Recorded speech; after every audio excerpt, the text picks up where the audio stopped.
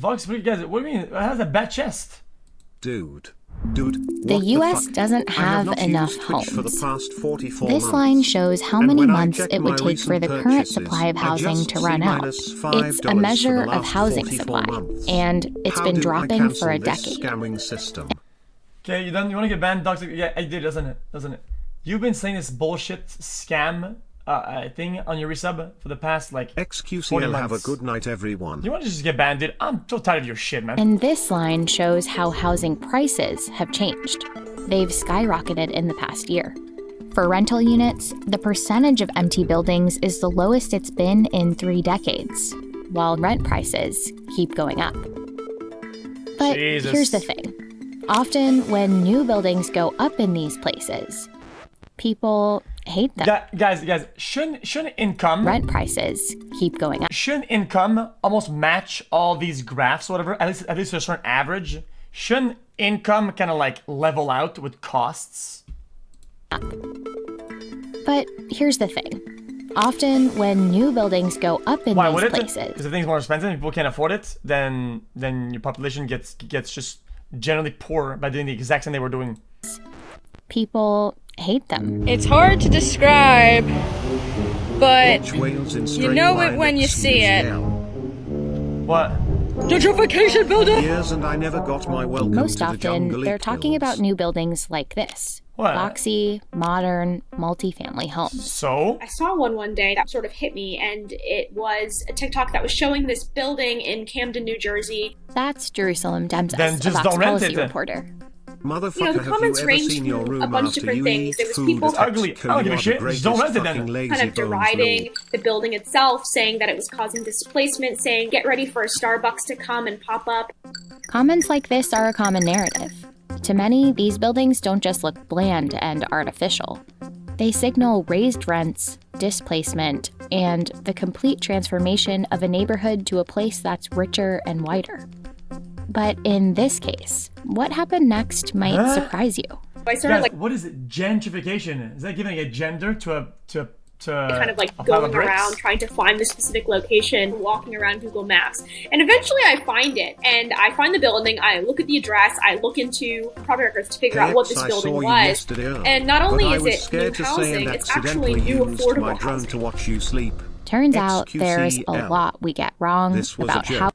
Oh! It's a process whereby the character of an urban area is changed by wealthier people moving in, improving housing, attracting new businesses, displacing current inhabitants in the process. We see new construction in the US. The debt is piling up.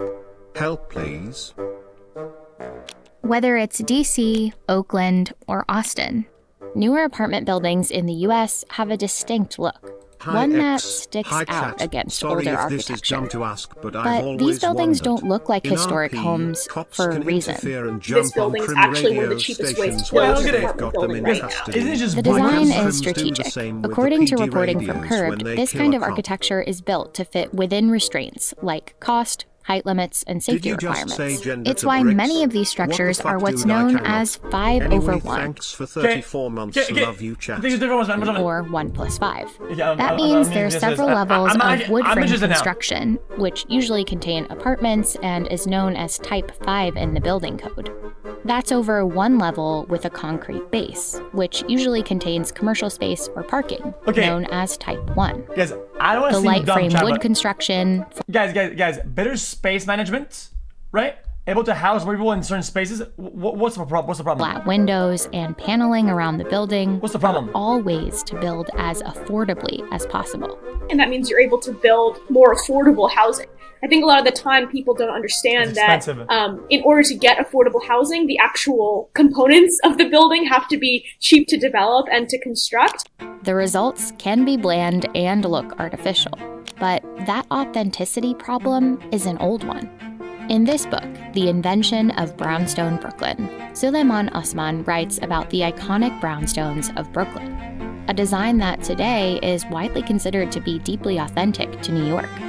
But in the 19th century, compared to the mostly wooden homes that predated them, critics actually dismissed brownstones as modern and artificial.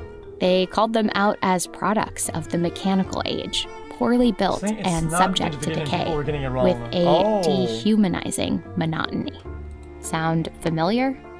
Comments in a lot of those TikTok videos, they say things like, oh, it looks like mass-produced, they look phony. I mean, that's literally the exact same language that was being used in the 1900s to talk about the brownstones. That building we mentioned earlier in Camden, New Jersey, was built using low-income housing tax credits. It has 245 units geared towards seniors and families making less than 60% of the area's median income. That's fucked up. It's easy to see why the construction of affordable housing like this is a good thing.